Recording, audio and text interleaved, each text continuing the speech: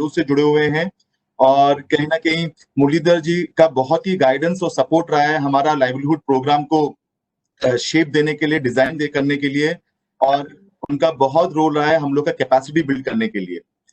तो सर मुरलीधर जी यहाँ पे लोकेशन से इंडिया एफएसपी के जितने भी टीम मेंबर्स हैं सब लोग जुड़े हुए हैं, north south east west. And हम लोग थोड़ा थोड़ा सा क्योंकि कोविड टाइम भी हो रहा है एंड बहुत सारा चैलेंजेस जो फील्ड में है, so I will request the coordinators. We have 4 zonal coordinators and the team over there. तो वो थोड़ा सा अपना जोन के बारे में आपको बताएंगे कि वो लोग क्या क्या करते हैं, कितने कैसे पॉपुलेशन साथ काम करते हैं, and then after that we can start your session. Yeah. Okay. Vijit, you are there? Yes. Yeah, Jijit, I would request you. I mean, can you please give it? I mean, within a short span, one and a half minutes, can you just give a small brief to everyone in South End how FSP program is being run and what kind of population you are dealing with and what are the challenges? A small.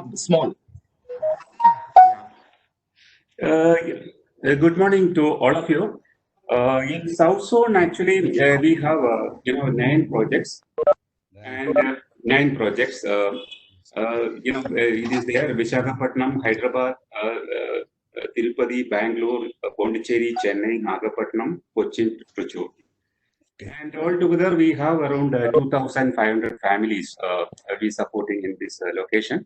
Most of the families are within this 20 kilometers radius.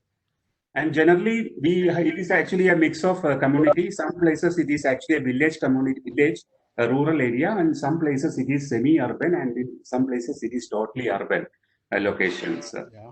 Yeah, that is actually the general background of this zone. Anything else, Joseph? You wanted because Absolutely fine. And we have Sudarshan also here today. Good morning, Sudarshan. Hi, Murli. Hi, Sudarshan. How are you? All well, long time. Long time. Yes. Good to hear your voice. So I would request Mahapatra ji from East. Can you please give us some background about your location? Yeah, definitely. Hi, everybody. Good morning. Good morning. Hello, Mr. Muralidharan. Yeah, good morning. Go ahead. Yeah. Actually, in East Zone, we have got 7 projects. We have. I can't hear you. Yeah, the cracking. Hello. Your voice is cracking. Okay. Yeah. Am I audible now? Yes. Yeah. Actually, we have got 7 projects in East Zone. First one is Begusarai in Bihar, Bhubaneswar in Odisha, then Guwahati in Assam, Haujai also in Assam, then Kolkata in West Bengal, then Rourkela in Odisha, and also we have got a project in Meghalaya, that is in Shillong. Altogether, we have around 4,500 children supported by us.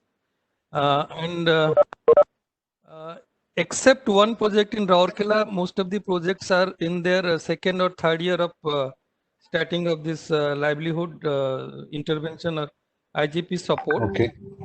And because of this COVID-19 crisis and lockdown, many of our this livelihood support that we have supported are either on the verge of collapse or some of them are already collapsed.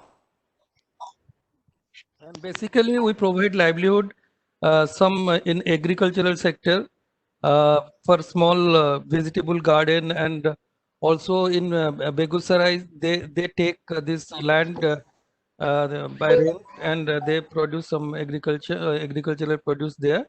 Besides that, we have got small shops. Then we also provide the support for purchase of milching cow and buffalo. In few of the places, we have goatry unit also. But majority of our livelihood intervention is in the area of small businesses. Yeah. Okay. Thank you, Mahapatra ji. Thank you very much. from West Zone, I would request Mahesh to just give a small brief about your zonal activities and the challenges. Good morning to all. This is Mahesh from West Zone. We have 6 projects in West Zone. We have different kind of communities, like tribal community in Alibag area, and most of we are working with the urban slums as well as village. And most of our projects, particularly Latur and and some parts of other part in Bhopal, where we are look for more livelihood activities like livestock. And other than that, they do small scale business. And because of this COVID-19, we also not able to successful in certain areas. Some IGAs are paid, and some IGAs are it is continuing. And we have one group IGA in Bhuj. In Bhuj also we have a project. We are working with partnership with. We have working with group IGA in Bhuj, and it's our project is the most successful and it's very active. Other than that, we could not able to success in other projects. Then since our zone is more on lifestyle activities, how we can more we can make it more successful, and what would be the preferable group IGA, prospective group IGA can be taken up, and how to make it more successful in coming days. These are the areas, but I have more questions. Once it is session, by the end of the session, I can raise some more questions. My project co-workers shared the questions to me. I will raise the questions at the end. Thank you. Thank you, Manish. Thank you very much. Good morning to all. So I will just give a small background of the North Zone. So in North Zone, we're working in 6 states, and we have somewhere near to 11 project sites, and most of the population is basically the urban population. And एक जो challenge हम लोग को देखने को मिलता है कि urban population का scenario बहुत अलग है, because they are mostly into daily wage workers. So we find a struggle while finding livelihood opportunities, because livelihood opportunities do not go beyond starting a petty shop or maybe opening a juice corner or something like that, or giving a sewing machine. These are some of the major challenges working with the urban population, and there is always a risk that urban population can migrate at any point of time. Another thing which we also face is that at certain locations we have done a group activities also, group income activities, livelihood activities, but market engage is again one of the tasks which we find struggle actually. So spices unit, which is in Uttarakhand, and so this is the struggle which we are facing. And livestock is something which we find limited scope in the urban pockets.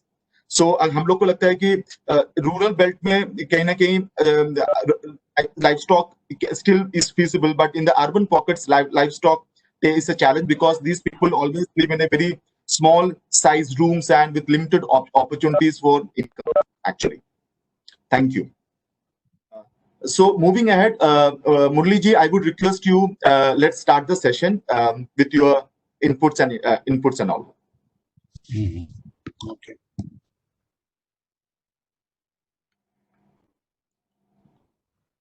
Let us see. We'll just. Good morning. I would like to do 2 ways. Just give a couple of slides indicating what is the way COVID is working and what are the changes it is bringing, and then we'll get into discussion on what can be done. I would like to understand about. Hello. And I would like to request everybody to please keep it mute. Yes, sir. Please continue, sir. They would like to discuss more about what can be done in the livelihoods arena. So let me share the screen. Screen.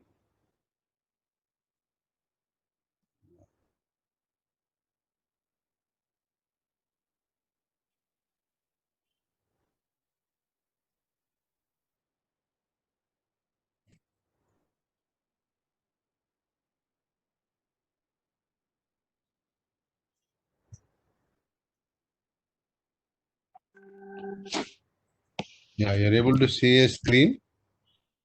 Yes, sir. Yes, we are able to see it.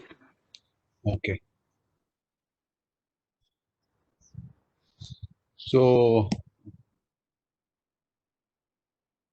I didn't understand. Annotate this.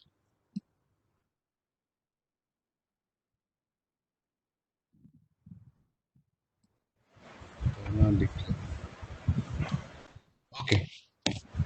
So this is just to bring that I spent some 30 years largely. I spent a lot of time together with Sudarshan. Maybe starting with Dairy Board, IRMA. Then I went to spend some time in NRLM, National Rural Livelihoods Mission, and right now I work with natural farming. So that is my journey. Just for your information. Okay, sir. Yeah.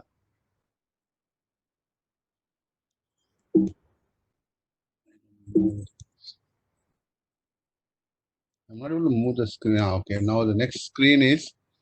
I just wanted to spend a minute to understand that COVID kind of a situation has made us realize that we are a small speck in the entire nature, and nature will react in its own way.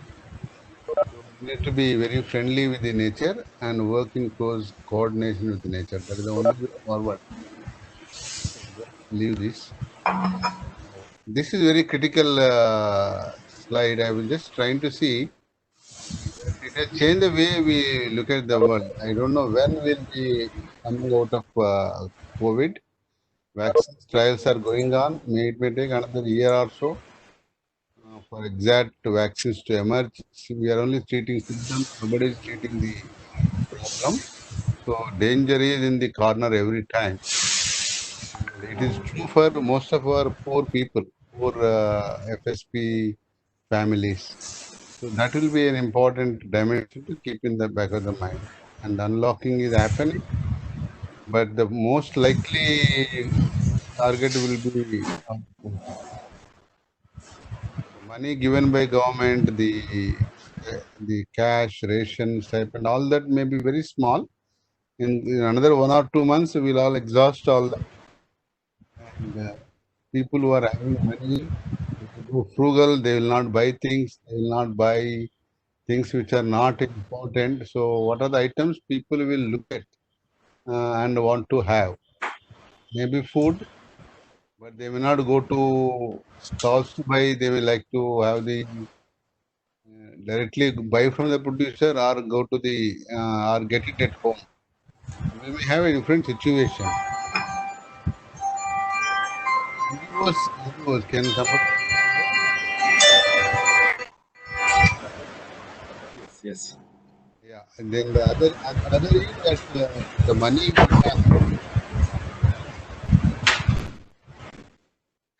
money we have, for development sector will come down because all of the money will be mostly diverted to COVID. CSR will go into COVID, so we will not be able to raise money.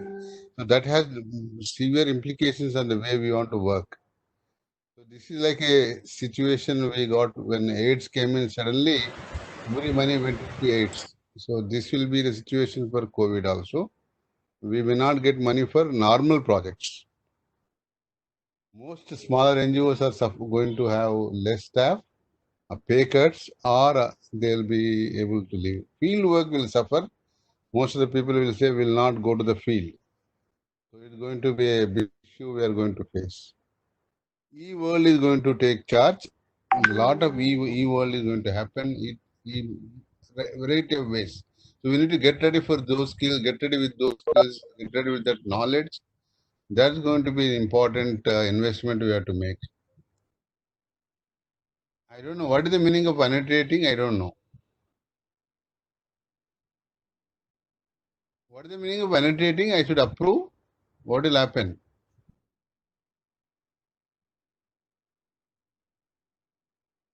So I'm not sure. Joseph, can you tell me on this? Should I approve the annotation or not?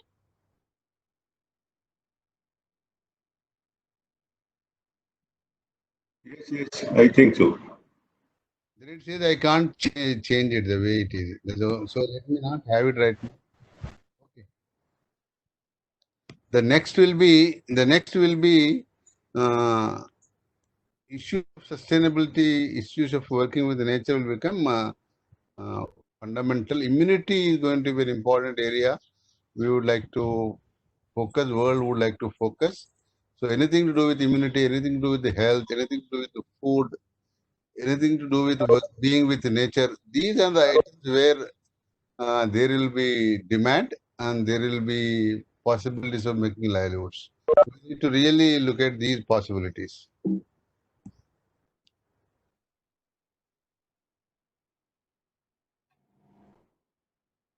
Yeah, the other is the important change that is going to happen for us is I will not go into all of this, I will share this, but the important thing that is happening is that we need to focus on the fundamentals. And when you are FSP, the fundamentals will be education, health, and building the skills. So we need to focus on this. That's going to be very, very critical. But education itself can go through many changes. And how do you handle that? Will you be able to a sandwich kind of a course? Online is not enough. Online is not enough. So we have to have a mix of online, offline with care. Smaller classrooms may happen, small size classrooms may happen. So that will be one important area. Health is another issue. Our health infrastructure will not catch up to the requirement of this country. So how do you talk more about preventive health? So immunity, food, nutrition, vitamin C, vitamin D, all those are going to be very, very critical. Fundamentals of self-help will be still intact. We need to have the direction of coming together. Poor people cannot survive alone. So they need to come together. That remains valid. You need to talk about bringing them together, keeping them together, then building their capacity to access their rights and asking them to have better lives. That will remain intact. And employment will increasingly go towards more enterprises and self-employment. So jobs is going to be tough for particularly for the poor and vulnerable and marginalized.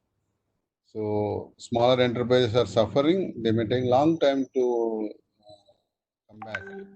So self-employment, micro enterprises or tiny enterprises, 2-3 people enterprises are going to be there, but they need to go to the consumer and deliver. So that's the kind of direction in which we have to move. We still have to work closely with the larger programs. NRLM, NELM is going to be there. They are going to be there. We need to work with them. NREGA, we need to work with them very closely. A new mission is in the offing, national farming. We need to work with them also. Working, if you are in the rural areas, you need to work with them. There is a new concept emerging in the world about urban farming, where you can do on the terrace, you can do in the balconies. Now you can do in there are urban farming kits with the additional soil. With the additional soil, you can do that. So urban farming to meet the needs of the nutrition needs of the families. Joseph, I can't hear you. Yeah. Can you? Yes. Sir, your sound is not audible. Hello. Okay. Yeah. I'll just take this slide one slide more. Then let's see. This is just to give you the bigger picture, just to give a sense. This is a wake-up call, and we are going to become life-centric economy rather than the money-centric economy. Life is critical than anything, so that is the kind of direction. So we need to make livelihoods around life. Make livelihoods rotating with life. Can you hear? Yeah. Yes. Yeah. Another is the self-regulation in the COVID is going to be critical. So self-regulation centric livelihoods we may be able to take advantage, and we need to be rooted in the nature, rooted in sync with the nature. Longer value chains are going to suffer. Shorter value chains, are going to be there. We need to talk about shorter value chains, produce locally, consume locally, produce in one village, supplying in the nearby town, that kind of a language rather than supplying to a big player and going across the country or something, outside the country. So farming itself will go through changes. Chemical agriculture will not work in the long run. We are going to be chemical-free agriculture. We may want to use 365-day green cover. We may like to cover the entire land. So there is going to be different way of farming.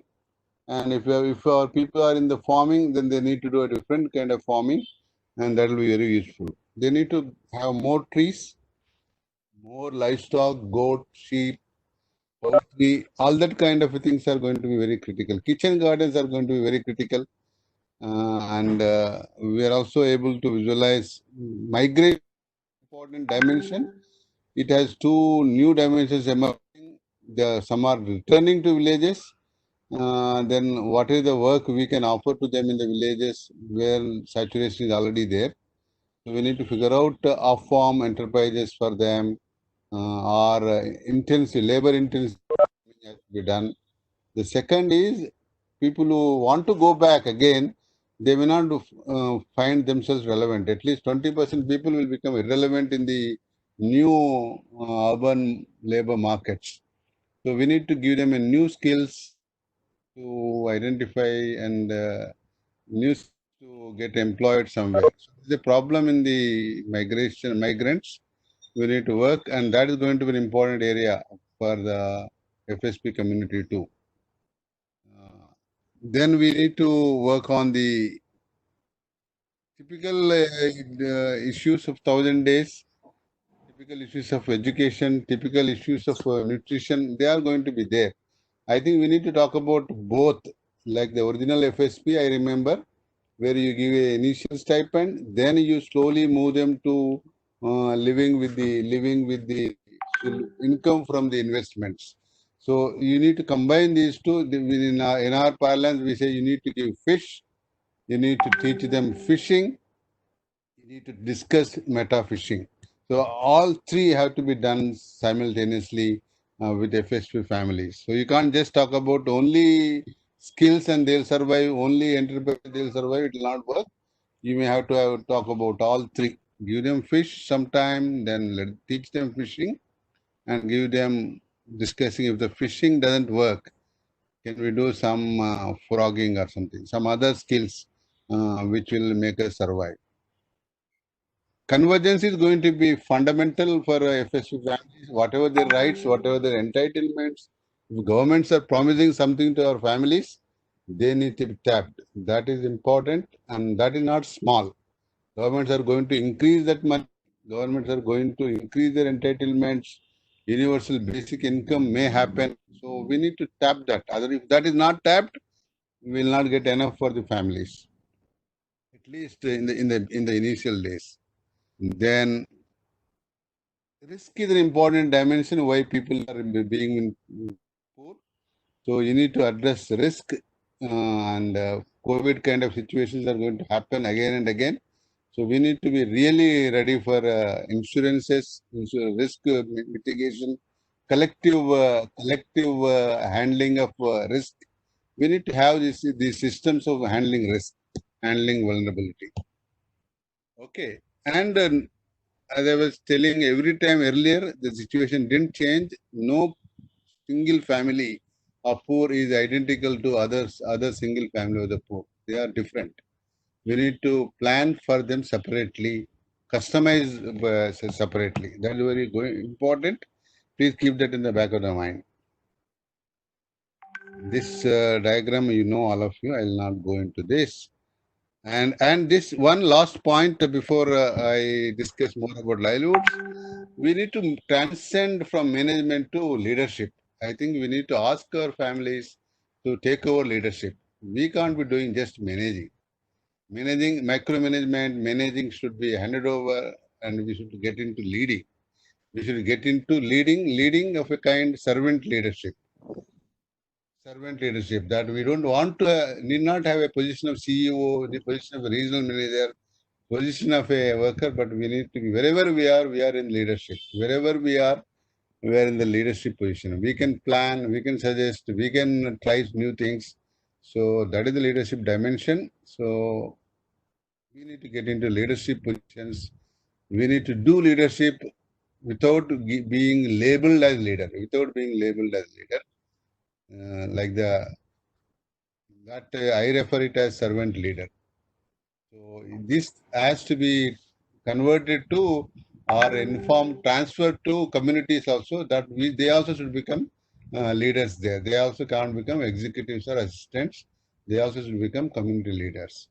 Leaders within organization, leaders in the community. That's going to be an important dimension you may like to work on. Because they need to find solutions. They need to be proactive. Then only things will be controlled. Otherwise, no. Yeah. I'll stop here. I'll stop the screen if required. We'll discuss for some time what can be changed in the FSP given this situation. Can I stop the screening? Yes, yes. Thank you, sir. Thank you. Yeah. I don't know how to stop. Yeah. I'm not able to understand. Yeah.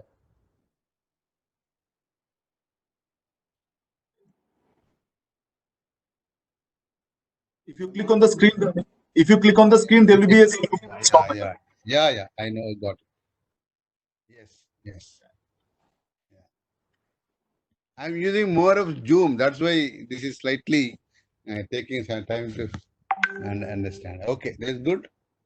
So these are the dimensions that are emerging. The possibilities emerging. Given about we have about 20,000, 10,000 families or so you are working with. How do you work differently with them? That's the question.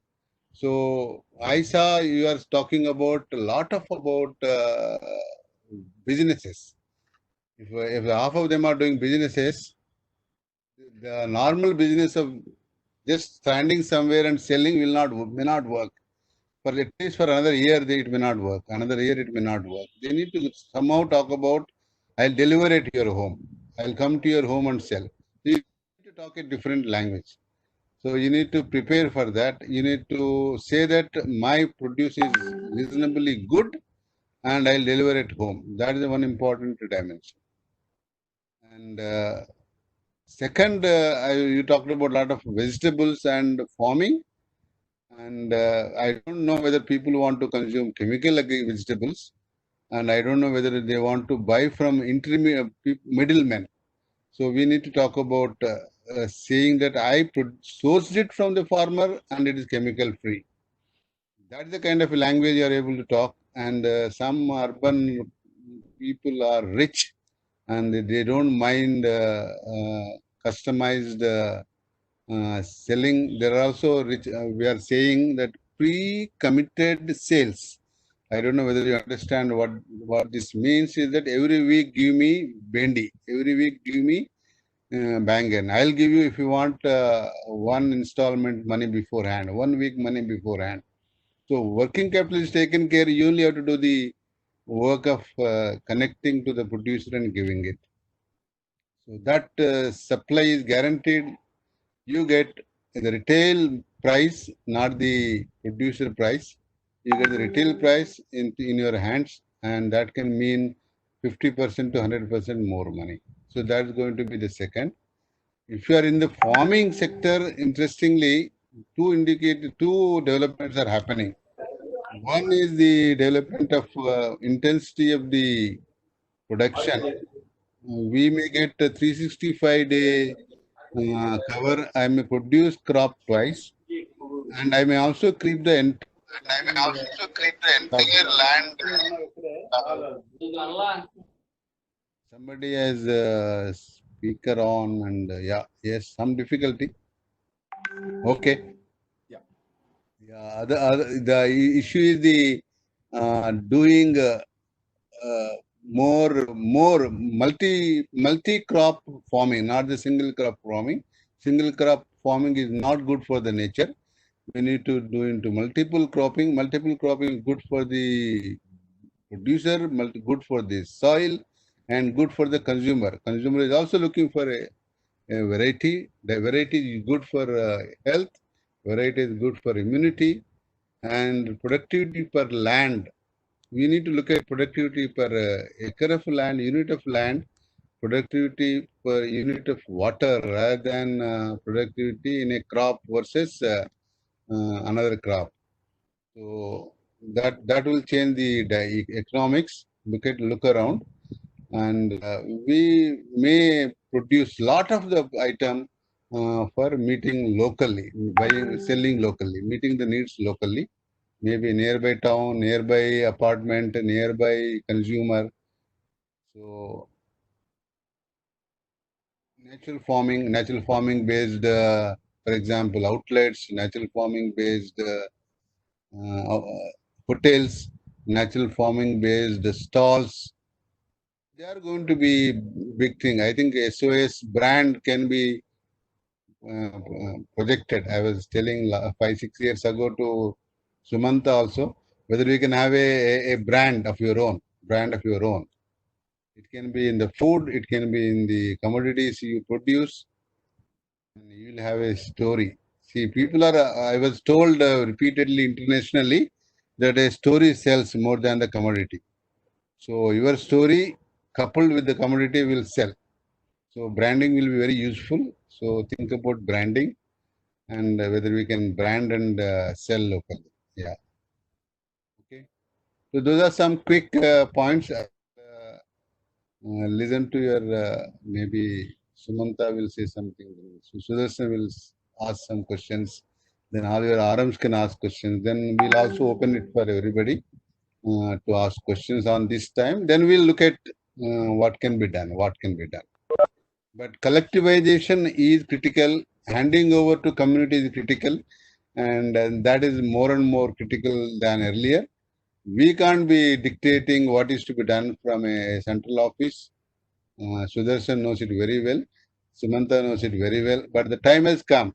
Well, nature is reminding us to decentralize.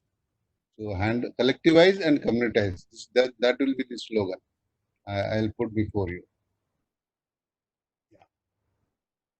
Thank you very much, Muralidhar. Thank you. Sudarshan ji, I mean, do you have any points you would like to add something? I think I'll prefer, the analogy that Murli shared about the fishing part is something I intensely linked to. And being parents, having parented, let me take this liberty to share with Murli that Murli, I'll reserve my words because I want the today's kids of mine to be listening to a teacher, because sometimes to eat carrot they listen to the teacher better than to the parent. So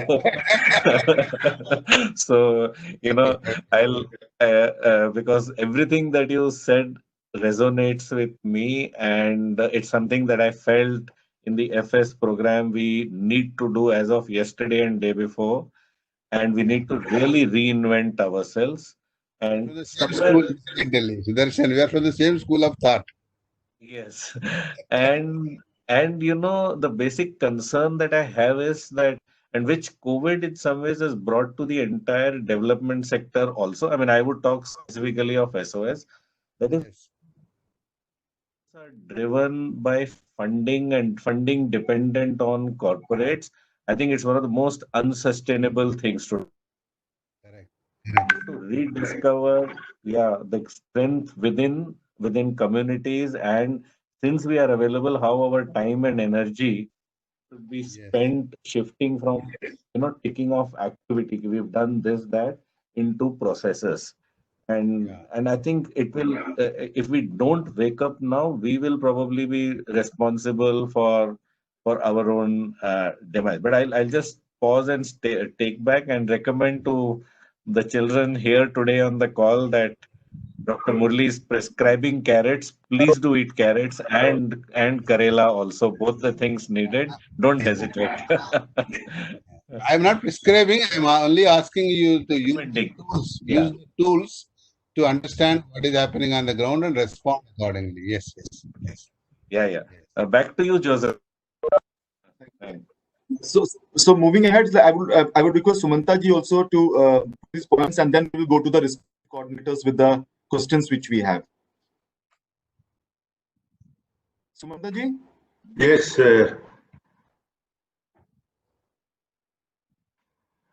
So, am I audible? Yes. Yes. So, thanks, Muralidhar. Yeah, your I'm sound is little breaking, actually. Hello? Joseph, can you hear me? Go ahead, Sumanta. Yeah.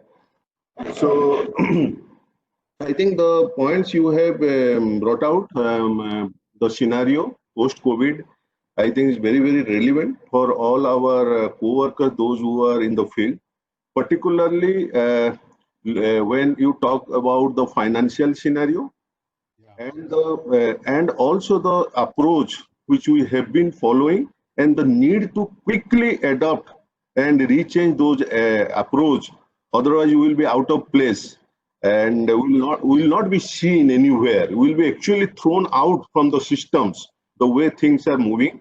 And for that, the leadership, the point you have brought out, I think each one of us has to understand now the thing, the way it was working earlier is not going to work, and how quickly we reinvent ourselves and make it relevant, because the only good thing with us right now is only the brand. That is only one thing which is with us. Rest everything we have to change and change with the time and our leadership approach. I think that's very, very critical at this moment. I think with that, I just over to Joseph, and so that I don't want to lose, we should not lose time sharing. So let us listen from the field. Thank you, Joseph. Yeah. Thank you very much, Sumanta ji. Jijit, now I would request you the questions which you have from South Zone. Can you just put it here to Muralidhar ji?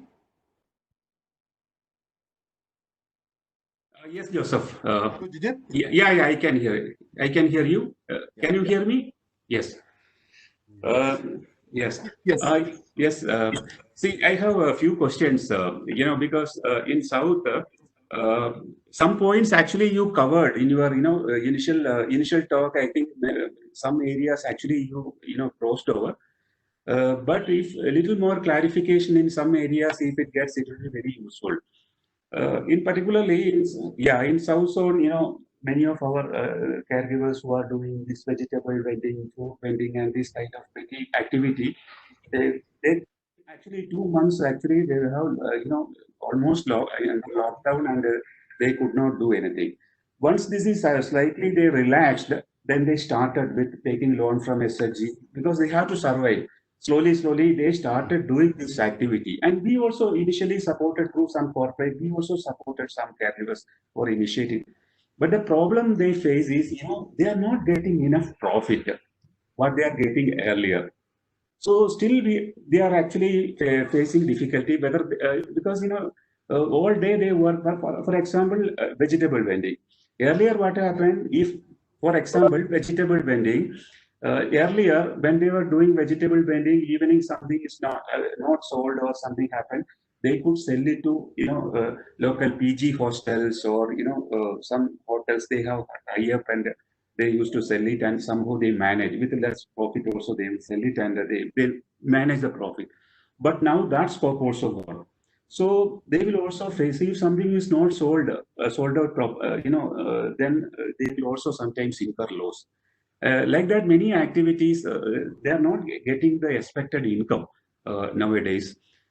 Is there any solution, now how to, facilitate these people? Because they always ask us, sir, what to do, how to do now in this situation. So how we can support them, that is one concern. And another thing is overall family income also now come down, because earlier some secondary caregivers were also in the job and they also lost their job. So total family was suffering. That is one area. Then in rural areas, particularly, what will be the less risky livelihood activity in this situation? Because people having a lot of fear nowadays. Because the media is also creating a lot of fear that this is only the beginning and this is going to happen like that. Now, last 2-3 days, continuously media is airing a lot of negative things. People are having a lot of fear. How we can facilitate? Yeah. Hello. Can you be little louder, little in between the sound was breaking. This is actually an aeroplane was passing through. That is why that maybe probably disturbed that. Yeah. Bangalore. See, Okay, yeah. Is it? yeah. Yes. The thing is actually, first of all, in the particularly in villages, what will be the less risky livelihood activity they can do in this present situation?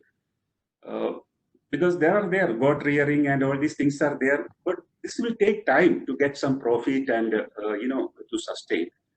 So if something very less risky thing, we can immediately support them, and maybe in a short period of time they can come out from the trouble. And also another thing is, in this pandemic situation, you have anything in mind that some new livelihood activity emerging in particularly rural areas and for this poor community can do something new activity, something new instead of our regular, traditional way of livelihood activity, something new emerging. Any idea on that? And also some government grant, which is available for any particular livelihood activity. If it is, how we can link it, if you have any information in that, it will be helpful for our people. And another thing is, in many places, our people are doing this fish-related activity, fish vending and fishing kind of activity. Right. That also affected a lot. Whatever the reason, it is actually affected. And these people particularly don't go for other work. They will do only fish-related activity. So changing them is also a real task. For such people, how we can facilitate? That is another question come from some of our projects. I guess. Generally, what should be our approach? In this situation after this lockdown, now we are going to support the family through livelihood activity, because that will only sustain them. Because whatever we provide for materials, nutrition, or whatever, this is all time being temporary only. So only providing livelihood only will sustain. So we wanted to start this activity as quickly as possible, and it should sustain. So in that way, in the general approach. Yeah, it's a tough question. The world is in a situation we don't know. We don't know, and World. yeah. No, I'm just saying, world is changing so fast. Nobody knows. Nobody claims that we know what is to be done. The world would have done, isn't it? So we don't know what is to be done. Only each one has to discover, but we need to help discover that. So, but 2-3 points I want to put across. We are going to be at least 10% growth. We go back in time. We are going to have a economy 3 years old. So that is going to be very, very tragic, isn't it? So there will be cuts. Even class people are going to lose money. They are getting cuts in the pay. Some people are losing. The indication is that there is going to be a lot of unemployment even in the middle class. So there is going to be tough situation ahead. What is to be done? What is to be done is that first let us be happy with a situation where whether we meet our basic needs. Can that happen? That should be the fundamentality. So if that focus is there, you may have to work with a situation where you say, this is my quick thinking on the FSP, whether you give some stipend and we reduce that stipend. Now the time has again come during the COVID and post-COVID, you may have to give the stipend and keep on reducing it so that they adapt to the new situation. For example, you give 5,000 rupees as the stipend every month. Then now August onwards, September onwards, you may say, I'll give you only 3,000, then 2,000. Like that, you have to reduce and give. Because that graduation. Mr. Murali, actually, we are not giving any stipend. Actually, you are referring to. I'm just telling you the older days. Older. Yeah, those things are. Those things are now discontinued. Those days we were having some conditional cash transfer, but we have stopped with that. Yeah, but I'm just saying the time has come to restore that and give it for 3 months, 4 months. Government itself is giving for 3 months, isn't it? Government itself is giving stipend to people, poor people for 3 months, 4 months. Ration they are giving. They are giving some cash. So there may be need for an immediate cash requirement for families. You may give it as a loan, 0% interest loan, or give it the money into the kitty of the community organization. They in turn give it to them. That will be the need. See, they should not die, isn't it? That should not happen. So you may like to, but you need to keep on reducing it. You have to keep on reducing it as they take time to adjust. The second one is, let us be clear that human beings are resilient. They will not die. Why will they die? They will not. They will find solutions. So we need to push them to that. We need to push them to that. So that is what the second dimension is. The third dimension is that some changes in the way we operate. Can we go to the consumers more? Can we go to the consumers more rather than being at a single stall and say, I have done my production, let the consumer come and pick up. That may not happen. You will like to go up to the consumer, or you find somebody who will take to the consumer. You take to the consumer. So, but change should not be long. Otherwise, you start getting lower money. If you reach out to the consumer, you get higher money. So that is the third. The fourth is that you need to look at the scale by collectivization. Can we use doing some things? Although we do individually, can we aggregate some manner? Can we aggregate some manner? Can we aggregate some manner? These are the principles that get reinforced during this COVID time. And some little, and let us be frugal, and we have to encourage the families to be frugal. Let them tie their stomachs, tighten their stomachs for some time. There is no way to say that we'll live the same lifestyle pre-COVID. There will be some tightening. Entire world is going to tighten themselves. See, for example, my expenditure has reduced to 20% of what I used to have pre-COVID. That should be true for everybody, isn't it? 20% they may not reach, but instead of 100, they may reach 80, they may reach 90. At least 10%, 20% reduction can ease. Frugality is going to be critical, and able to find nutrition on their own, in their own families. If they are able to produce, particularly urban centers or the rural poor kitchen gardens, if they get a lot of their nutrition themselves, they just have to buy only small items, then the things can be very different. We need to reduce their need for incomes. That's what I was trying to say. We need to work on, for at least for 1 year, FSP should focus to reduce the need for incomes for them, because they have alternate ways of survival. So maybe kitchen gardens, maybe urban farming kits, maybe terrace gardening or balcony garden farming. They need to figure out nutrition or something, and some higher incomes from reaching out to the consumer by cutting short the chain. So the shopkeepers need to buy from the source rather than buy from the wholesalers or something. They need to go to the source and buy. Then they may get at a much lower rate. Then they may get a slightly higher profit. So you need to figure out these value chain solutions for them. They should also add value. They should not just be traders. The vendors, if they are vending, they can add value in some manner, then they get slightly more money. Look at that also. But they maybe after 6 months, once this happens, you may start investing on a fund for risk within the family or in the community or at the level of the your unit, village, SOS village level. You require some risk fund. Risks are going to be very, very high. We cannot escape that reality. Some risk fund may be required. Okay, thank you. Thank you very much, Murli ji. Yeah. Do you have anything more? Shall I go to next? I don't Yeah. think I'll be able to answer whatever all Jit wants. Yeah. But it's okay because generally we could get the picture. Generally, I think we could understand the picture, the overall picture we get. Jijit, we'll discuss more in bilateral, but more and more. Yes, That's ma'am. important, very Yes. important. Yes. Yes.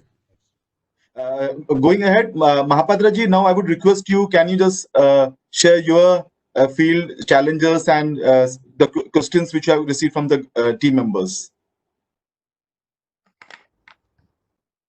Yeah, thanks, Joseph. Actually, I have received many questions from my teammates from the field. But thankfully, most of these things are covered by Mr. Murali during his initial discussions. And one of the takeaway, I think, is that now this livelihood intervention should revolve around life. And another major area which you talked about was this migration and all those things.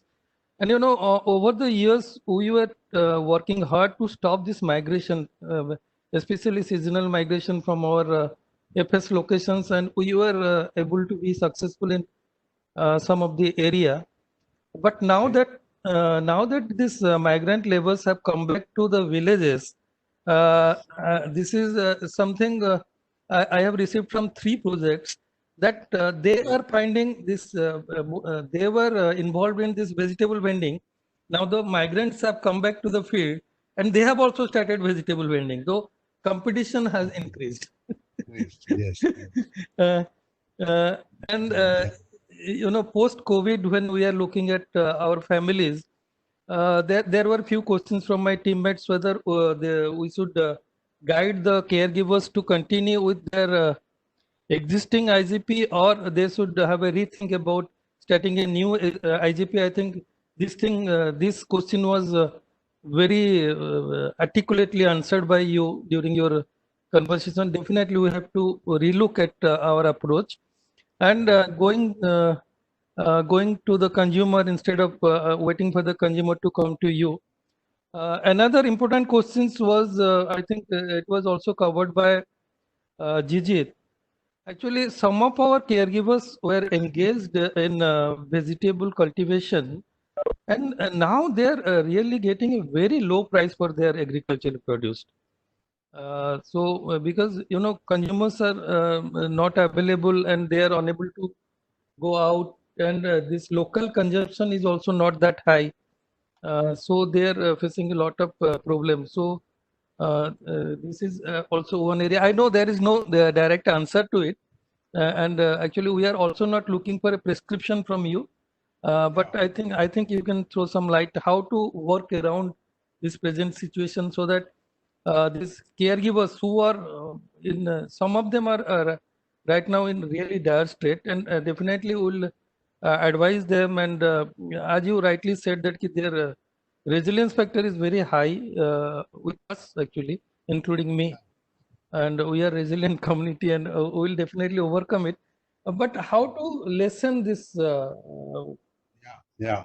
suffering? You have raised 2 points, Mahapatra. One point is people who are in the farming sector. I will just give you I can give you at least 1,000 to 2,000 examples where they are able to make more than a couple of lakhs per acre from agriculture. That is because they do multiple crops and they do cropping for the entire year. They do farming for the entire year. If they do these 2 factors and add all related activities, it can go up to 3 lakhs also. For example, they add fodder, if they add little livestock, 1 goat, 1 sheep. If they do a integrated farming methodology and add little value in terms of little processing and reach out to the consumers as much as possible, they will be able to get 3 lakhs in a piece of half acre to 1 acre. Now, there are examples on the ground. You can visit Andhra Pradesh. I can show you examples where they are able to make because of the production-based, chemical-free production. Consumers are willing to pay more, and crop is able to come. Crop is not so much dependent on the water monsoon. because there is a new emerging theory, maybe science, that is saying that there are rivers of water in the air. I don't know whether yeah, it is making sense to you. I'll just say it again. There are rivers of water in the air, and when the farming happens and along with the trees, then they'll be able to attract, using mulching and cropping, they'll be able to attract that water in the air into the soil and into the tree, into the plants, and they survive. They don't no longer depend on the monsoon so much. So as a result, what happens is that you get higher production and higher productivity. So you got higher production and higher productivity, year-long production, and you get slightly higher premiums from consumers, and you add value which is taken by other players in the value chain. You take it. So as a result, you start getting a higher money. So integrated farming, 365 days, multiple crops, linking with livestock. If that is what is there, if the hardworking guy, I think they'll be able to make money. That will be 25,000 rupees a month. So it is a good enough income if they want to do, and it's going to be their premiums are going to increase after the COVID, because we are going to talk about chemical-free world, nutrition matters, immunity matters. So consumers also will pay more money. So that is going to work. So this is one. So if you want, you can visit these farmers. I can link up with some farmers to visit. It's going to be what do you say? A game changer. World Government of India is announcing a project called BPKP. I don't know whether you heard about it. Bharatiya Prakritik Krishi Paddhati. Indian natural farming.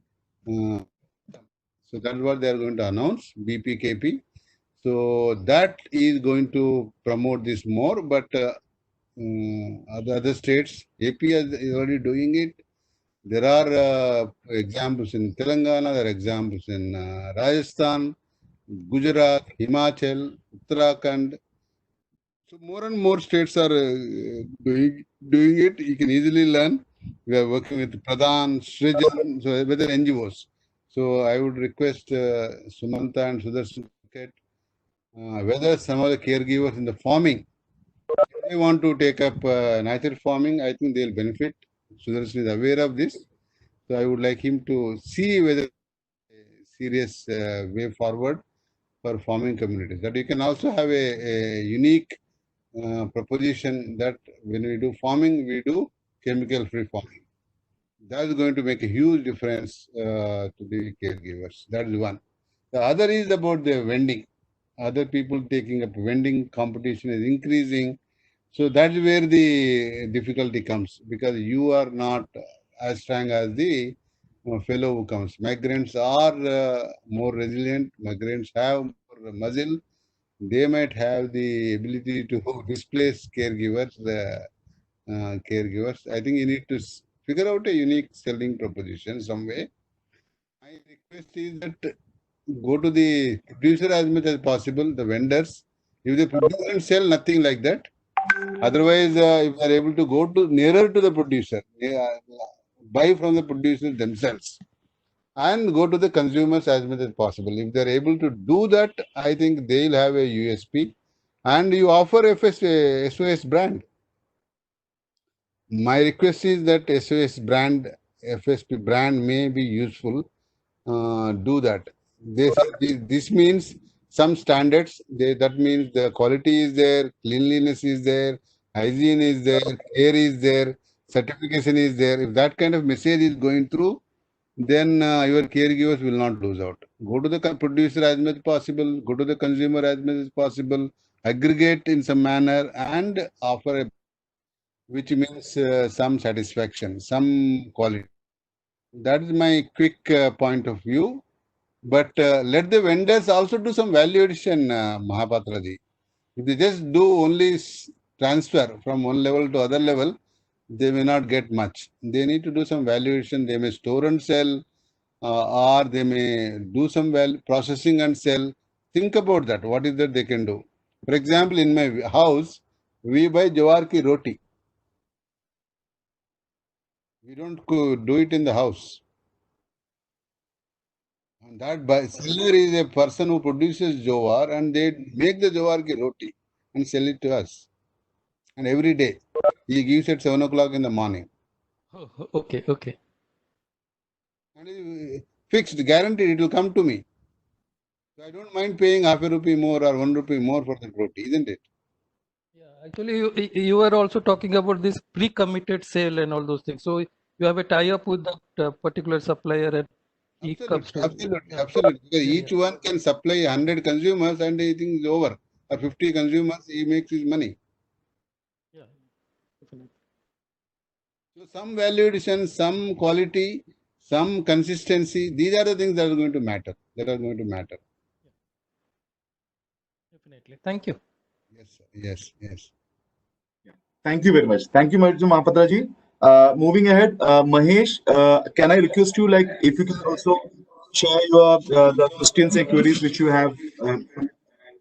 Yeah. Joseph, thank you very much. And my colleagues, Jijit and Mahapatra, covered most of the questions. And I think Muralidharan ji was answered, very, clearly.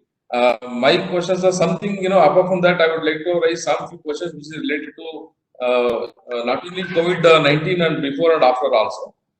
Before that, I would like to ask Muralidharan ji to give a light on, we tried to take up group AG activities. We did group AG in many projects, and it is not very successful. I don't know. We tried a lot. Maybe group NNs was the problem or market linkage. We tried a lot, but somehow it was the main problem with the caregivers not blending. Blending is very difficult. They could not able to join together. There was a lot of clashes. So that is one of the reason why we could not able to success. But still, we are trying a lot. But it is very limited scope. And luckily, we could able to link the partner collaborative partnership we have done and it is going on well. So how we can make it more successful, because we invested a lot of money and really it's bothering us how we can improve them. Particularly what are the steps that we taken to improve group IJ. On this, under this?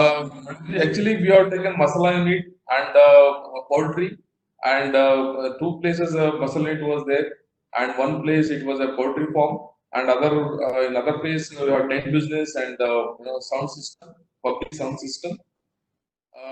The other activities we have taken up, and otherwise purse making. Purse making is literally is going on well now with a partnership, because yes, again, a lot of you have a good market linkage and forward linkage, and beyond backward and forward linkage is there, and it is really working well. That is the what dynamic. What is the exactly what we are acting. That's one question. Second one is that we have a lot of youths who are completed the vocational trainings, and in the verge of completion also. In bulk of almost around more than 500 youth are there in West Zone. Particularly, they completed different courses, and we are confused with whether they should go for a self-employment or getting a job. As you know, getting a job is very difficult because of this COVID-19. Many companies are closed and not able to get a suitable employment opportunities. And if they get an employment opportunity also, the salary package is very low. And where we can give some light on what are all the opportunities of the self-employment and all self-employment opportunities, because they have done some technical training, but that doesn't mean that it may not, they have to go to company and work. Other than that, what are all the schemes available and how we can go for it? And we also struggling. I think I know it's a difficult task.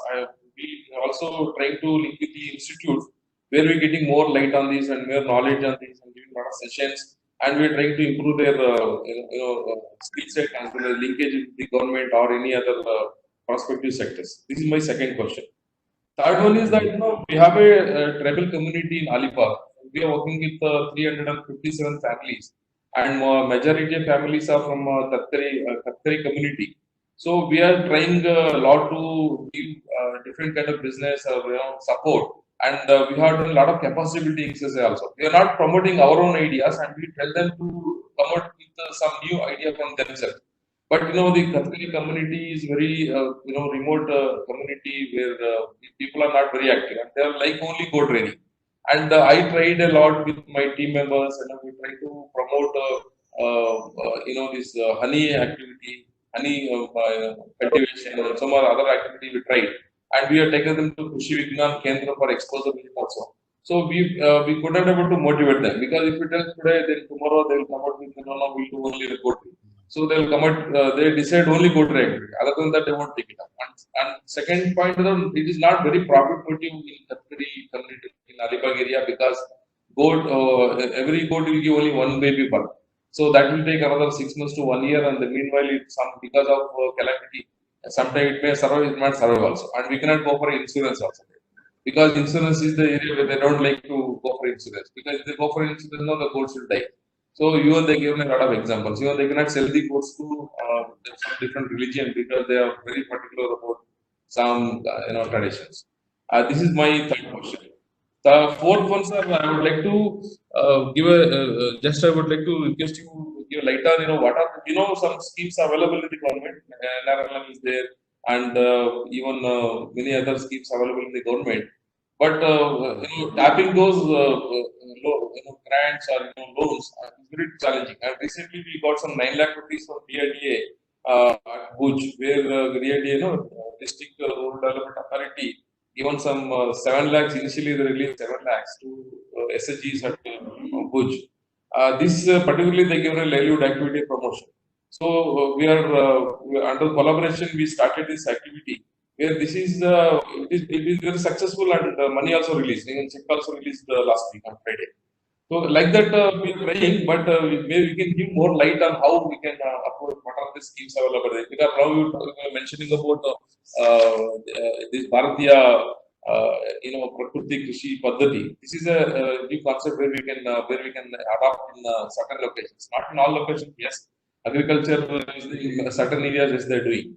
And what I was thinking, I like these words, validation and consistency from your end. It allows a servant leadership. Really, it works a lot of learning from me particularly. And just another, like we are doing the IG group, individual IG activities, and one of my colleague is asking about how to measure the successful of IGA. How to measure, because we have some tools, but we can give more, improvised tool where it is available with you, where you can share with us. So maybe we can think about how we can measure the success of IGA step by step. We are doing the income tracking, but maybe we can add some more, tools where we can measure at ground. So where you can give, maybe learnings, maybe good, and learnings are maybe good, or maybe challenging, or maybe difficulties, how we can take it up. Sir, and next question I would like to ask you, particularly related to, we have a successful livestock program in Latur. So where we are given almost 134 popularizing activities. And my colleague is asking the question, how we can we can bring together as a unit. So we have a successful business model in livestock sector. How we can bring together as a one unit to get more, collaborative platform, or any how we can improve their income. So bring together one unit. There are some schemes available, I think, in government where we can tap. So in that way, we can give some light on this, sir. And other than that, we have covered most of the questions, and my colleagues are on. Thank you so much. Yeah. See, I think you have got essentially asked 4 kinds of questions. One is the collectives. The second is the schemes. Third is the youth. And fourth is the tribals. So let us see one by one. On the one is about the metrics. 5. So let us look at the metrics first. Income generation activity. I don't know whether you have been able to. You are able to look at it carefully. There is a principle called sustainability of purpose. the entire livelihood thinking, we are not worried about sustainability of an institution or an activity or a tool or a skill. We are worried about whether the purpose. What is the purpose of a better life? Better life is a proxy is the income. Okay. Better life proxy is income.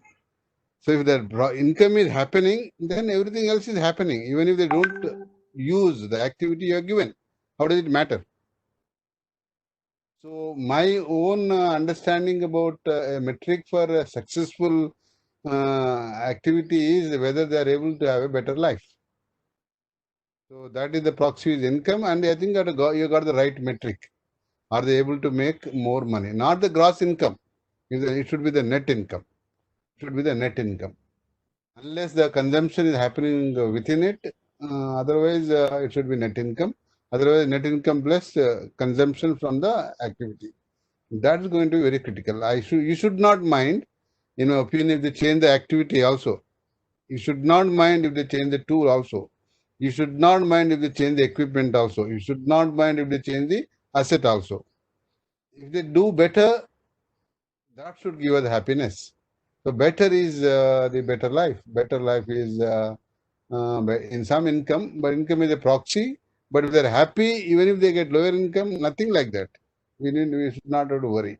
So my view will be to look at income, net income as the net consumption and net income as the item to worry about. If they are able to meet their basic needs and they are able to consume better, they are able to have better nutrition, better health, and some income to meet their other needs. If that is happening, nothing like that. I think you should not get worried too much about any other metric. Sustainability is a bogey. There is nothing more sustainable. Life is not permanent. What else will be more sustainable? If he is able to stay longer, if they are able to live better for a long time, that's enough. Nothing else is going to last longer than that. And if they change, if the buffalo is there, buffalo dies, they will buy another buffalo and he is going to be important. Or if they don't know, buffalo dies and they buy goats and live better, that is fine. No, if they do, you teach them tailoring and they get into embroidery later and they start living happily, we should not mind. We should not mind. So my suggestion is that look at the purpose as the indicator rather than the tool or the asset or the skill, any such thing. Okay. The second one is about the collectives. The principle of collectives is this. I don't know if we are able to adapt in every case. What is that? What is the principle? Whatever is collectivizable only has to be collectivized. You can't collectivize, for example, milk production. In buffalo, milking has to be done by individuals. Then milk processing can be collectivized. Milk sales can be collectivized. You need to understand what is collectivizable, what is not collectivizable. If you are able to visualize correctly collectivization, then collectives will work. So if you are able to collectivize only for the sake of collectivization, it's a group activity, but only one individual does. Only one individual does, and the others are only giving money. Then as an enterprise, is no longer a collective entity. No longer a collective entity. So we need to look at that carefully. If the collective is working in enterprise, owner has taken adequate interest, things will improve. And the individuals have to do their works correctly. Poultry farm, how is the group activity? Cannot be a group enterprise. So they will put in money, then can own a part of the poultry farm, but it is not a collective activity, collective in any manner. It's an enterprise. So differentiate the two carefully, and collectives will be able to do well if you are able to distinguish what is collectivizable and what is not collectivizable. So aggregation is more likely to happen in a milk. For example, aggregation is the one which is happening as a collective. Milk production is the individual activity. In a goat or sheep or a poultry activity, rearing the birds, rearing the animals is an individual activity. You need to differentiate the two and accordingly work. Okay, so that's one suggestion. Think about it. And the third about the youth, they want to schemes. What are the schemes available? See, I don't know whether you saw the note from Finance Minister. All the schemes are started or stopped. Whatever started in 2021 are stopped in the whatever announced in the budget. So there will be no schemes for the time being. Only existing schemes for this year. Next year things may happen. All the money is going into stimulus package or the something, I don't know where the money is going. So we have difficulty. Poor will suffer more. Poor will have lip service to governments. I will not be able to say more than this, being a part of the government in some sense. I can't say more than this on this. But there will be difficulty for some time. We are not going to have new schemes. Even Narega, what is being said on paper and what is going to happen on the ground, we will have difficulties. A lot of the money is going for the dues of the last year. This year money, I don't know when it will happen. Will we get higher days of work? We still have to see. The labor rate has to go up. The money, if you just give stipend to three months, most of the schemes will not be able to work. So this year, don't bank too much on the government schemes. That is my suggestion. Next year probably the schemes will come back. But yeah, that is about the schemes.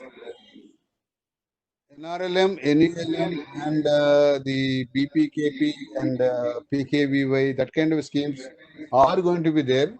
You will be able to talk to local collectors, local joint collectors. They'll be able to give you some small money, but that's going to be very, very small. That's going to be very, very small. We need to CSR. The government has announced PM CARES is considered CSR. CM money given to CM's is CSR. So what is left? The CSR will come down. CSR will come down. So we need to talk to big donors like Azim Premji, where I work. Then Tata Trust. We have to talk to some big donors in the country, big donors outside. But that can be still a small money because a lot of the money they also compared to COVID. But COVID money itself is convertible into money for the vulnerable. COVID affected people include vulnerable, marginalized. They are all getting back to revisit the ideas. So another 2 months, once the relief is over, and maybe in August, maybe in September, they'll be able to give us money for rehabilitation work.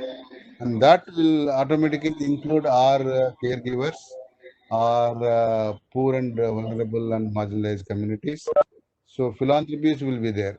But this year, we have to depend more on the philanthropies, more on the individual donors rather than the government or the CSA. My quick reading. Maybe next year they'll come back. So that is on the schemes. On the tribal area and their own sentiments. For example, I produce only goats. I will only produce only for my religious ceremonies. Now what can I do? What can we do? Yes. Yeah. We have limited scope. Yeah. That's the sentiment. But we can talk to them.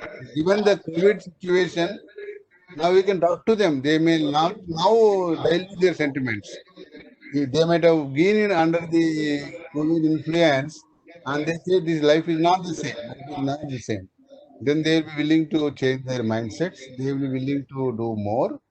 And they may have to do more. Why only goats? Why only have to goats? They will do something with the forestry, something with the land. Why they not do? Surely do. They may do poultry. They may do other one or two one animal they may keep, two animals they may keep. Just think about it. I think this is the time. Iron is hard. This is the time to talk to them. They may agree.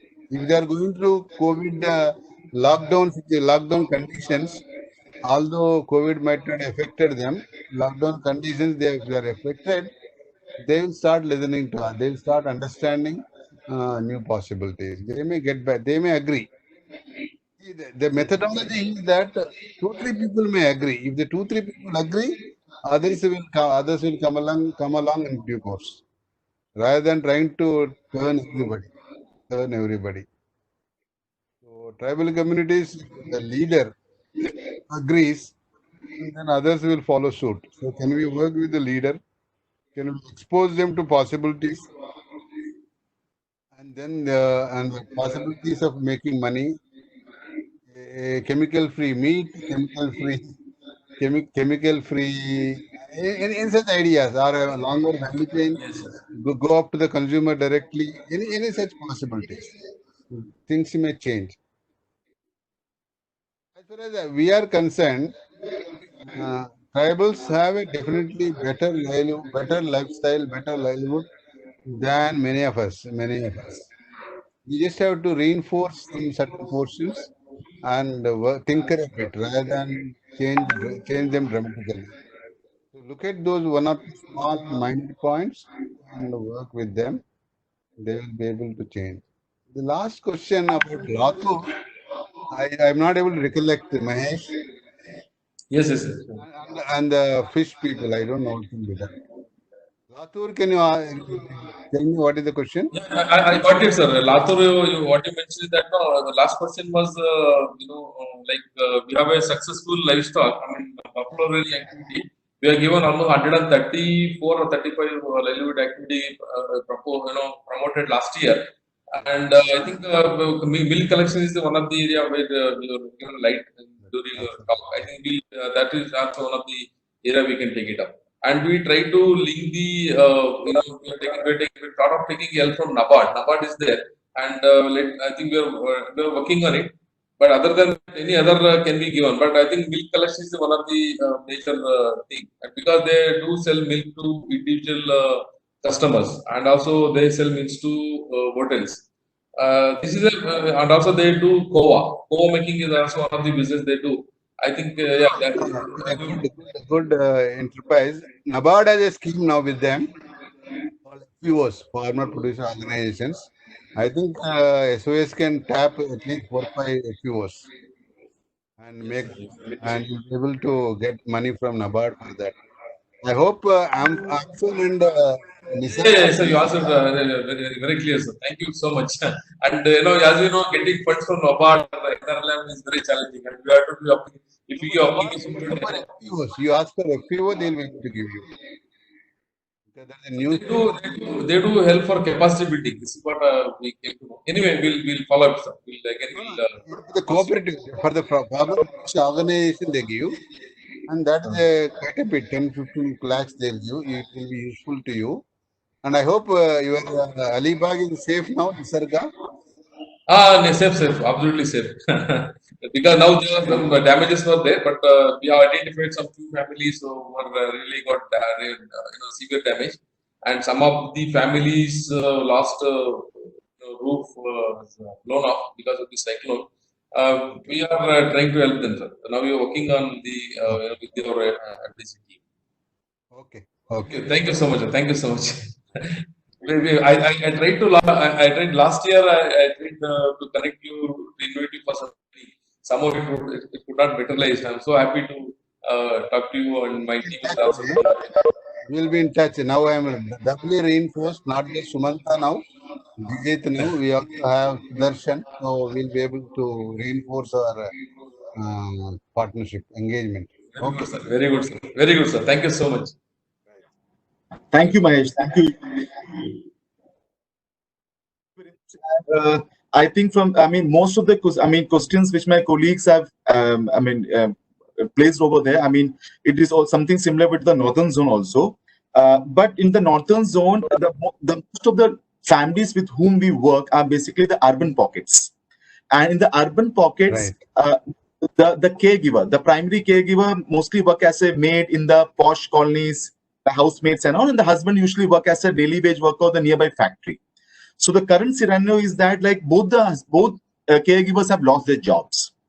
right? And they live in a very small compartment rooms, having three to six members, and with limited skills. And the youths who are there, I mean, I would say rather somewhere 65 to 70% of youths have almost lost their jobs, or the income is too low.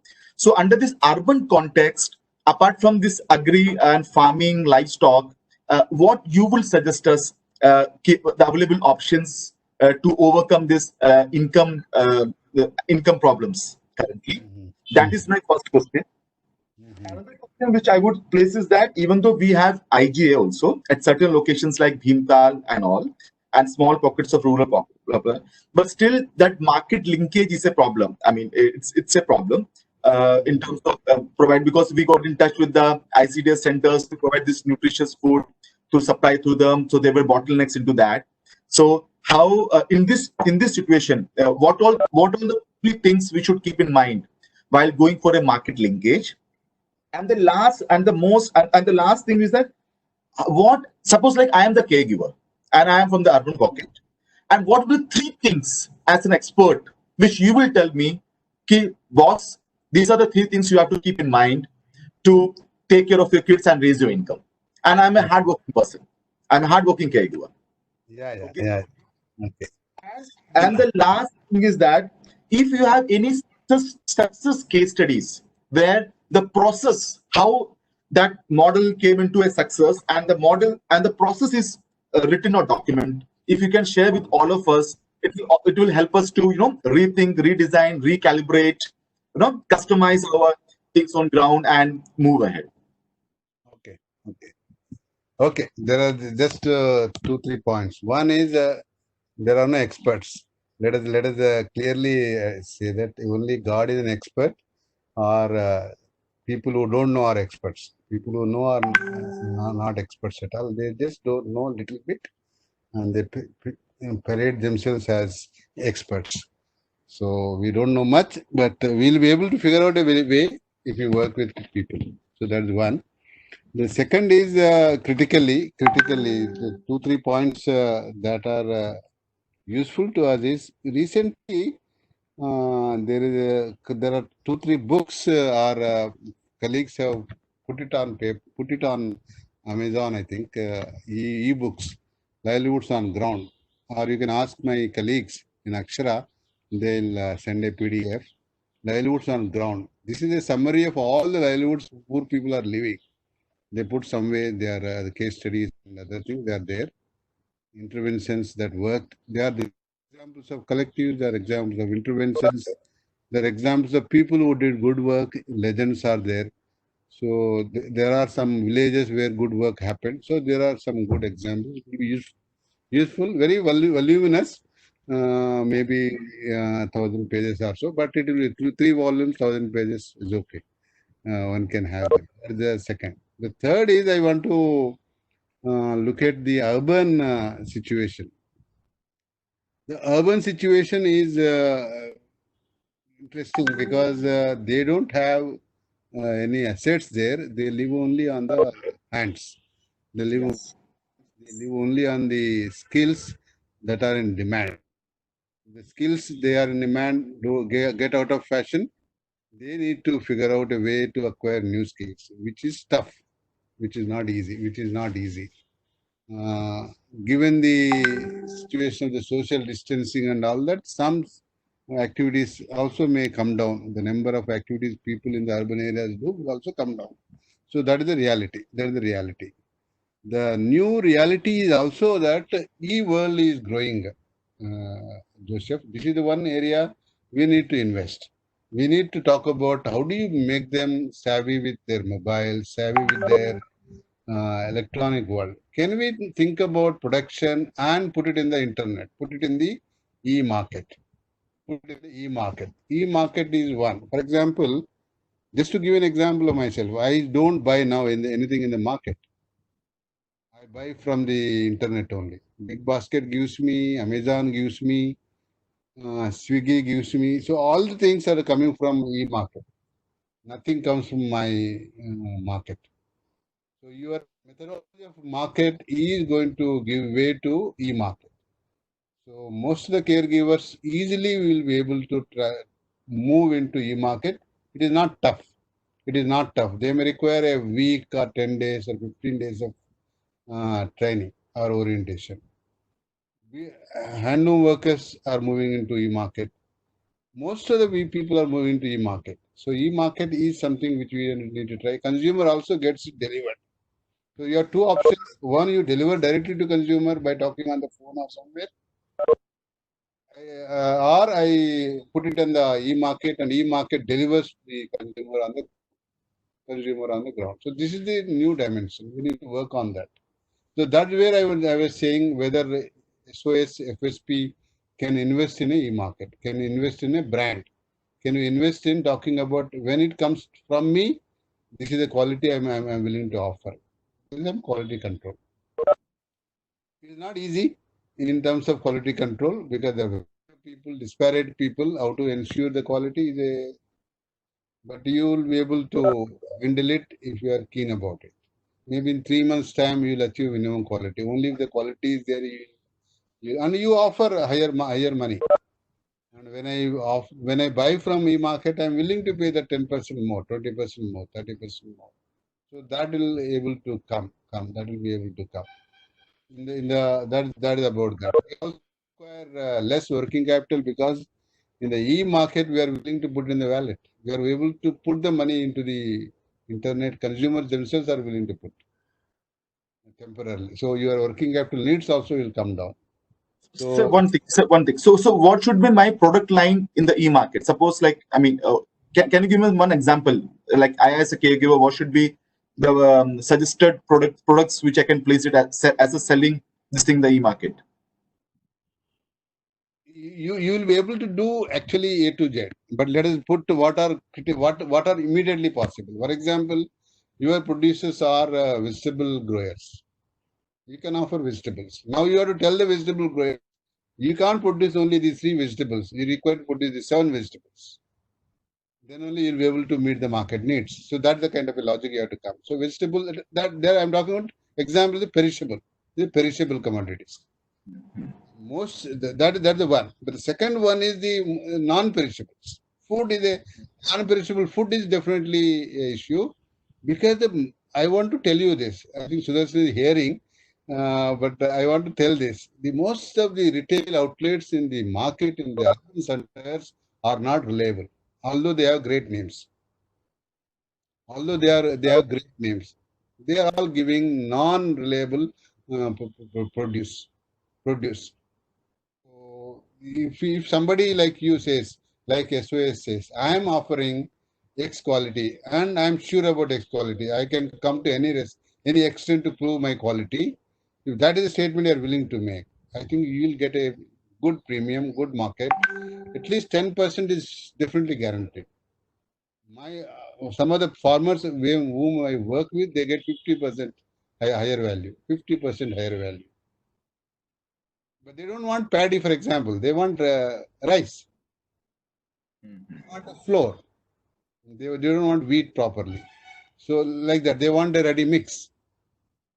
So you need to convert into in the way a consumer wants to have it, not rather in the form you are willing to sell. So that is an important issue, and advantage of that is you will be able to invest in an entrepreneur. One of the caregiver can be entrepreneur to say, I'll convert this into this form. You get additional business in your own caregiver community or their friends. So that can happen. So consumer wants in the form he wants. He cannot go to another fellow to get the paddy to be converted into rice. It doesn't happen. It doesn't work for him. You need to give it in the form he wants. For example, your people are dealing with, let us say, weavers, and you give a raw cloth, probably he doesn't know what to do with that. So if you're able to say, I'll give you a pajama, or I'll give you a kurta, I'll give you a jacket, or like that, all he'll take it better. Or you're dealing with the school uniform.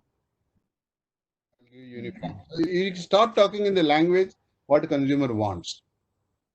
So when you have 10,000 people in your system, And your caregivers also can partner with other producers, not that you are only 10,000. Each caregiver can partner with 10 people, another or 15 people, depending on the item. Your produce can be much higher than 10,000 farm, 10,000 caregivers produce. It can be 50,000 families produce, or it can be 1 lakh produce. Then the scale is there. Scale is there, and you are worth investing 5 people in the team, the marketing team or a e-marketing team. Then they will talk the design, they will talk to consumers, they'll be able to show. So that's the kind of thing. I think this is the time. The time has come for you to say, I'll reach out to my consumers as much as possible. And if you are in the other end of the spectrum, you are on the consumption side, you might talk to say, I'll reach out to as much nearer to consumer as possible. So this language and saying that I'll only have, let's say, 3 players in the value chain, 4 players in the value chain, then your ability to maximize incomes is at least 50%. You will be able to increase the income minimum. 100% is a possibility. 100% is a possibility. So that is the second. The third is the urban farming methods have to come in a big way, because these are the ones who suffer from nutrition, Joseph. They are only having labor and they don't buy. They just buy cereals and they eat with the pepper, they eat with the chili powder, they eat with tamarind juice, they eat with dal ki pani, something like that. That's how they eat. Yeah. Nutrition is suffering. So you need to talk about nutrition for them. Very, very important, very, very important. That can happen in their kitchens. That can happen without land space. The urban farming methods are there. For 1 meter by 1 meter kits are also there. Farming kits are there. You'll be able to produce enough nutrition for you within your own requirements. It may not cost much. There are people who are supplying this. You can also develop on your own.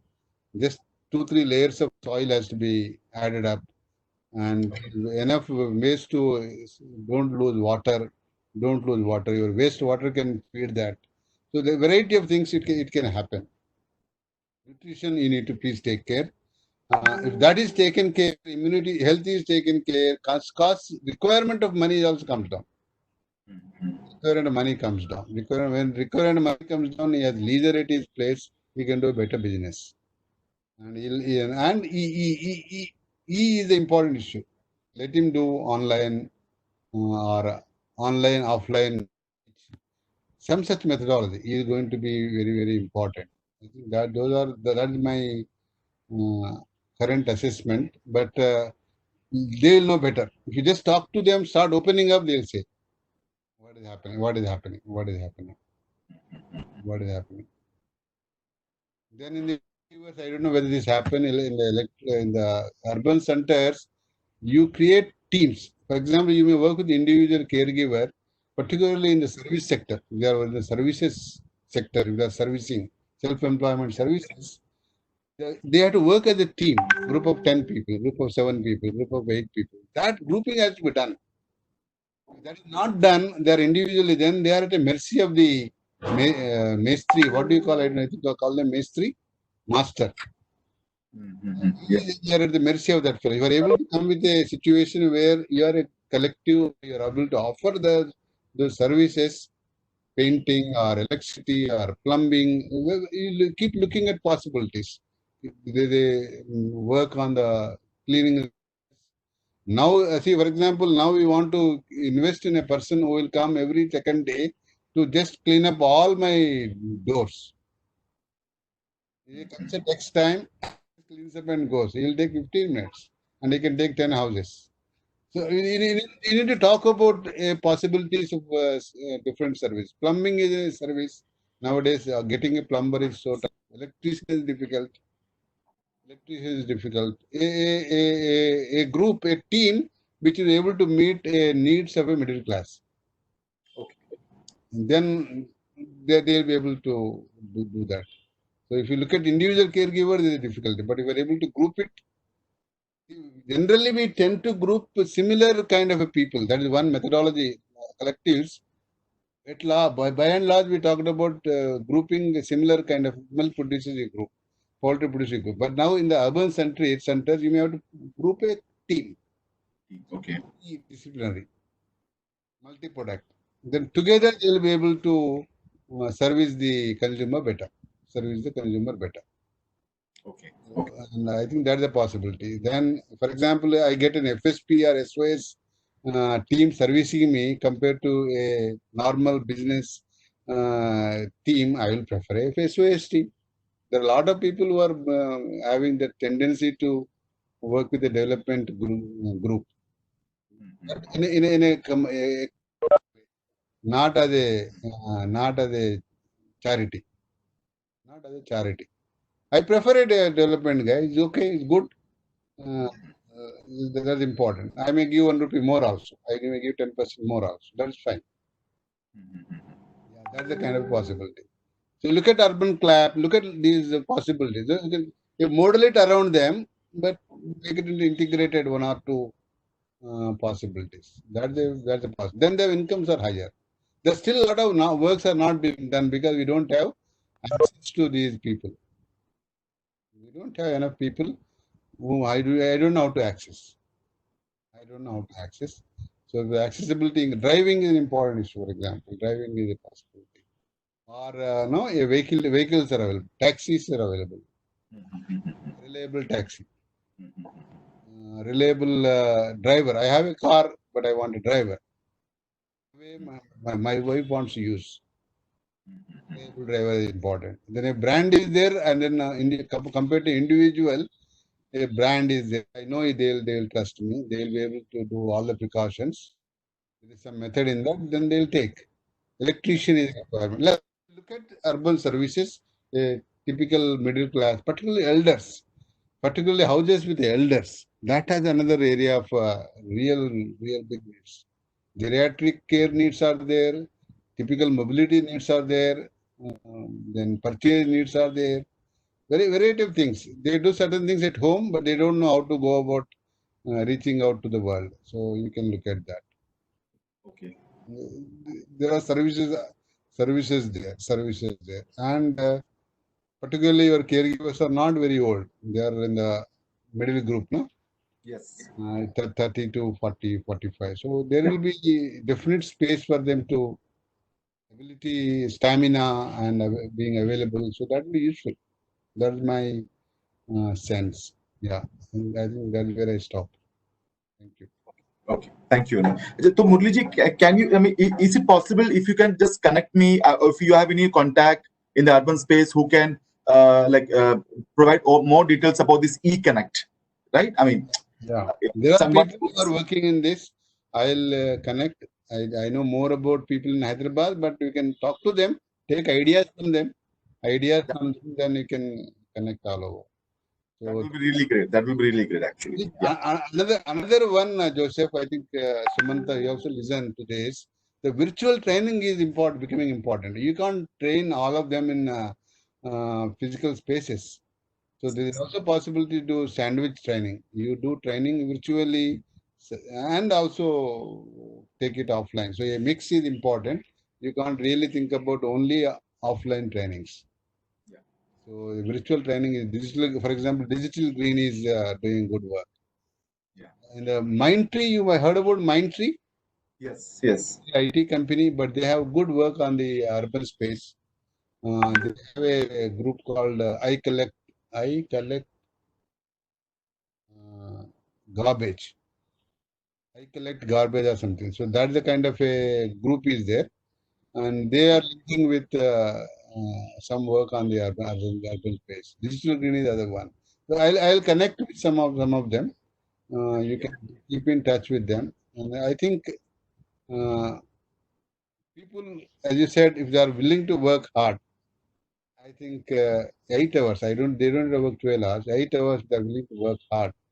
I think they'll get 25,000 rupees guaranteed. Farming or otherwise. Farming is a possibility. Non-farming is also the possibility. Off farm or non-farm is a possibility. It is not difficult. But you need to take them through a year or so. take them through a process of 1 year or so to bring them there. Self-employment is our future. I don't know whether you heard this statement. We are a Krishi Pradhan country. Krishi Pradhan is not agriculture importance. Krishi is effort. Krishi also has the meaning of effort, enterprise. That's the meaning of Krishi. So we are a Krishi Pradhan. That means self-employed.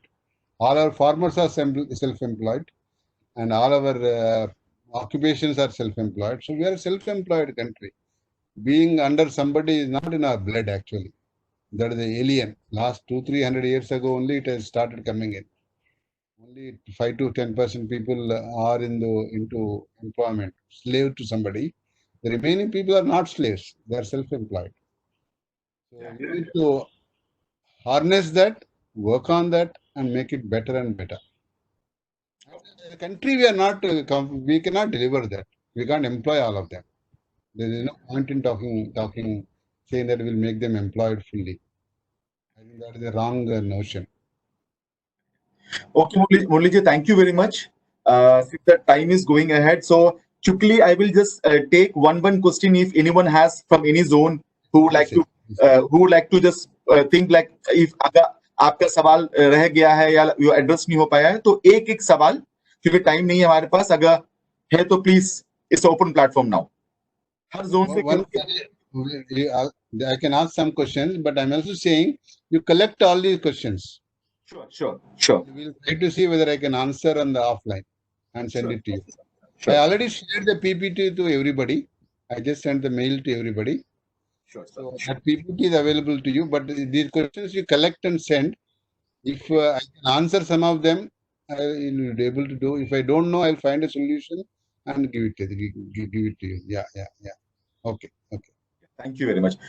So I will just go ahead. Sumanta ji, I mean, I would request you to please pitch in now and share your thoughts and all those things. Yeah. Thank you, Muralidhar. And it was nice listening to you after long time particularly after a long time on those livelihoods. We still remember your 3 pillars of livelihood.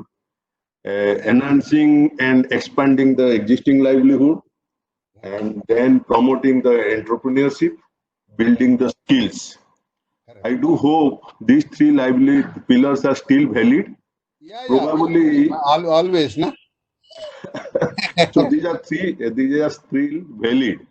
So only thing is that when you talk, I would only like to de-emphasize the 3rd pillar as a big. Currently, governments are saying 3rd pillar is important, but to get employment, you require skills to get self-employed. You get to be part of the enterprises, but not so much as slaves in the system. Yeah. So the point I was trying to make, when in a normal time, these 3 pillars are the same.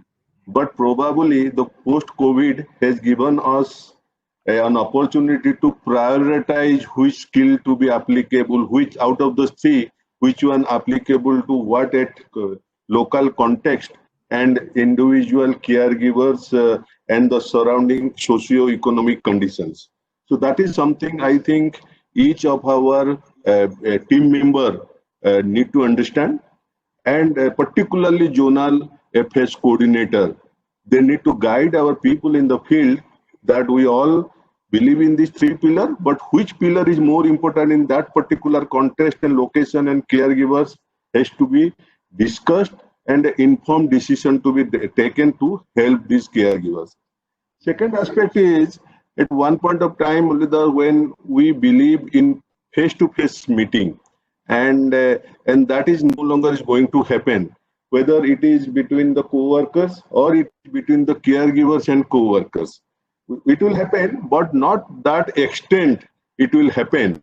Even in the field also, field co-workers are not going that frequently, and at least for next few months, because of the health reasons, under the scenario, the leader in the field, because we have a advantage that we have animators and the SHG members. And this animator and SHG members, they are the one, how do we build their skill so that they help our caregivers in that. So that is something each one of us has to learn, and quickly we have to work on this so that our our work is not stopped. At the same time, we also make sure that our caregivers are supported. And that particularly when you talk about the servant leadership, at least I think that is critical. Each one of us need to understand now, at least till post-COVID, the servant leadership is very, very critical. And that is what is going to be a differentiator between organization and organization.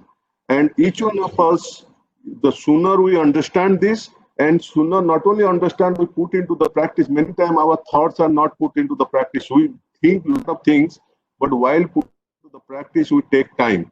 So time will be also a critical factor, because as you rightly said, the relief will be stopped and the rehabilitation process will start.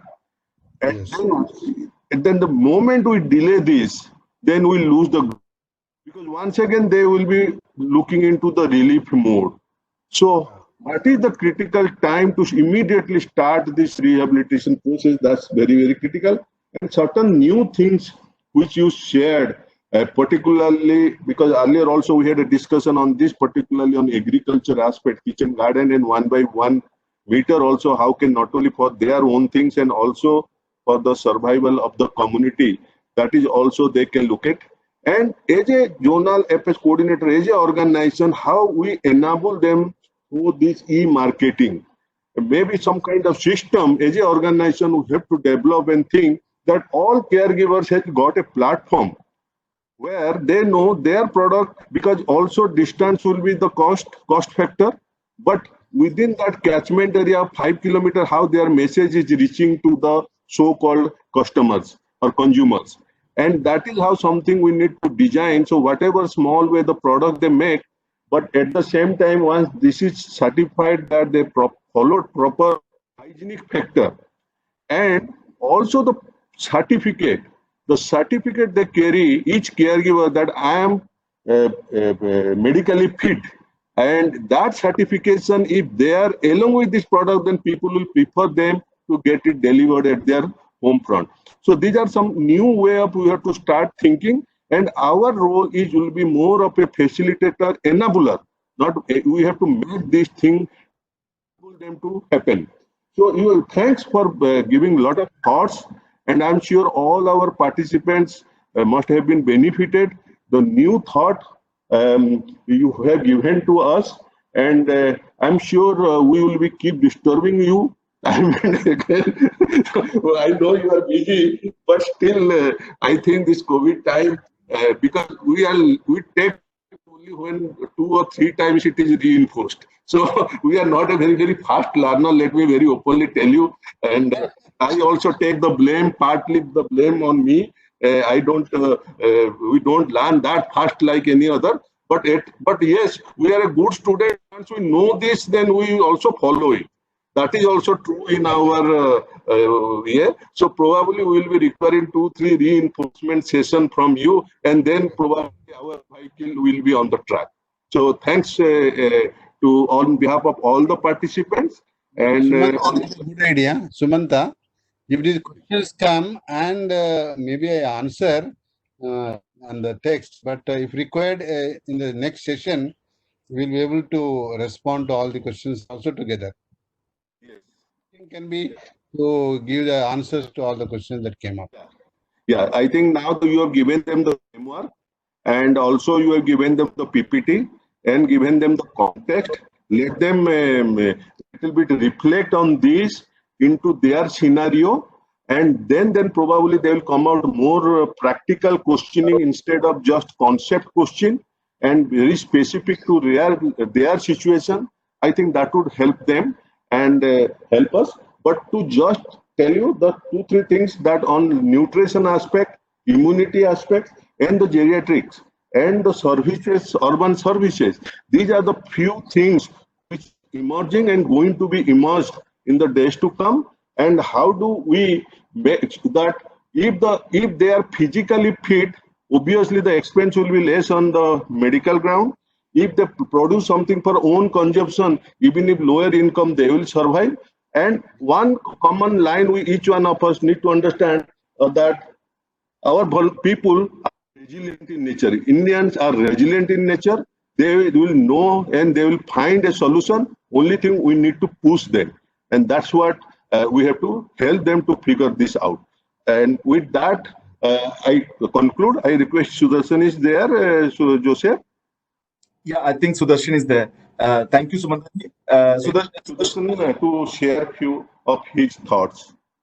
Yes. Sudarshan, I would request you to please share your thoughts on this.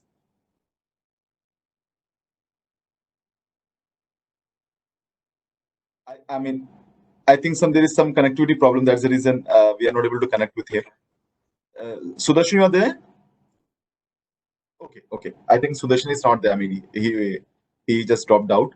Okay. Murliji, I would just like to convey a thank you to you for taking out time, and thank you to all the 90 participants which we have across all the 4 zones right now. I mean, seeing you live and listening to you, and most of the queries, I mean, the respective of zones and all, I mean, the broader things which the team has placed in, I mean, we heard from you, and there were very good takeaways, actually, to be very frank. I mean, addressing the value chain, looking into small, then customizing things, you know, and then self-production, self-nutrition, immune systems, and all those things. And in the meanwhile, I will also collect all these queries, which, I mean, the practical ones, and I will be sharing with you. And we are also expecting to connect with you, as Sumanta ji said, to reinforce ourselves. Because the days are now changing, and we have to customize our program and recalibrate it so that the caregivers are in the best way to handle the situation, and the nutrition aspect and the stress goes down. Right. So one request. Now that you are recorded, can you share the link? Sorry, sir. You recorded this whole thing. Sure. Share the link with me also. That will be good. Sure, definitely. Say I will be sharing the link with you. And I would also like to thank my colleague Madhulika, who has helped me to arrange this entire this thing with me, and she's listening there. I mean, she's with us and she's listening to all of us. Thank you, Madhulika, for this. Yeah. So with this, we will end the session. Thank you, sir. Thank you very much, and thank you, everyone. Thank you. Thank you. Thank you.